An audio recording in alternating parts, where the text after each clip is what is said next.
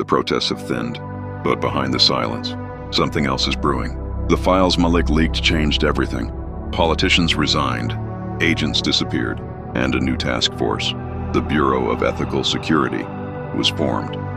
They promised transparency, accountability, justice. But Malik had warned them once. When a system breaks, it doesn't vanish. It adapts. And he was right. Meet Ava Miles, investigative journalist, one of the few who still believed Malik was alive. Late nights, coffee cups, endless files. She followed digital traces that led nowhere. Until one night, a new file appeared on her screen. No subject, just one name in the title bar, Eden Reboot. Inside were surveillance blueprints, government memos, and one blurred image, a shadow in a hoodie, walking through a subway station. Timestamp, 2 days ago. Location, Chicago. Could it be Malik? Ava didn't wait to find out.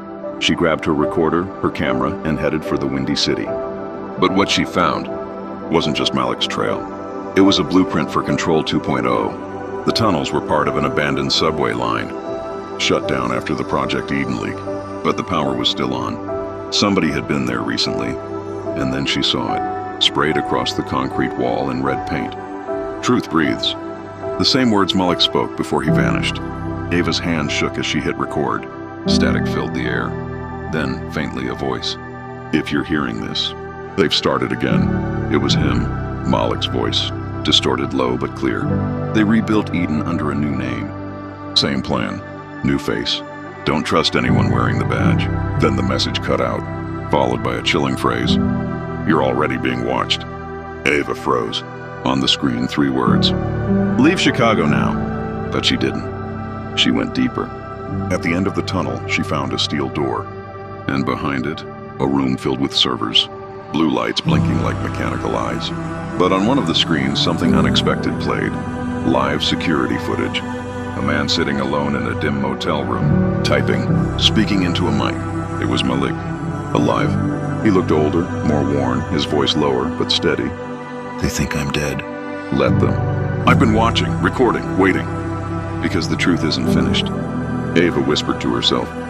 He's still fighting. But before she could copy the files, alarms went off.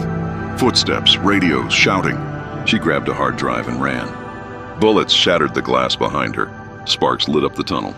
By the time she reached the street, black SUVs were everywhere. And in the chaos, a voice in her earpiece whispered, Don't look back, Ava, just run. She escaped that night, barely. But when she checked the hard drive, half the data was gone. Erased remotely, the only file left. A short video, Malik's face appeared again. They'll call it security, they'll call it protection, but it's control. And they'll use my name to justify. 2 weeks later, the Bureau of Ethical Security announced a new surveillance initiative. They called it the Malik Protocol, a system designed to detect potential threats before crimes occur. Using AI trained on Project Eden's old data, the world cheered. But those who remembered knew what it meant. Eden wasn't gone. It had evolved. Whispers spread online. New leaks surfaced. Anonymous voices claiming Malik was back, releasing coded messages on the dark web. Each message ended the same way. Truth breathes. A sign, a warning, and maybe a promise. One night, Ava received another package. No sender, no label. Inside, a flash drive. On it, a file named Eden's Heir. She played it. A video began. Footage of a child in a courtroom years ago. A teenage boy being mocked by a judge. The same trial where it all began. Malik's trial. And then, a second clip. The same courtroom, present day. The same judge's bench. Only this time, Ava was sitting there. She looked at the timestamp. It was dated tomorrow. And the voice on the video whispered, They're coming for you next. The next morning, Ava Miles disappeared. No body, no clues. Just one final post from her account. A black screen with white text. The story isn't over. Some say Malik left her clues. Others say she became part of something bigger, the echoes. What's certain is this. When power hides the truth finds a way to speak again. Because stories like Malik's don't end. They evolve. They thought they ended Project Eden, but what if Eden never ended? What if it's happening again, right now?